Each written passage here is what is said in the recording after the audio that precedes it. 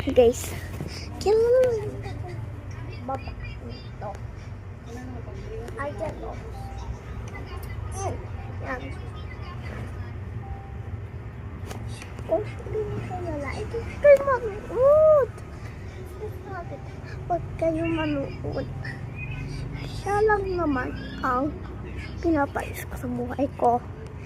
Siya si Ana. Kung hindi mo kilala, ito po dun kayo. Nag-first pa ako. Siya lang naman yung girlfriend ni Saiti.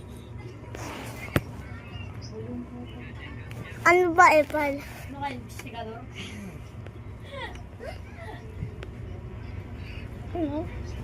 Imbis na magbasa-basa dyan, kung ano pinagagawa.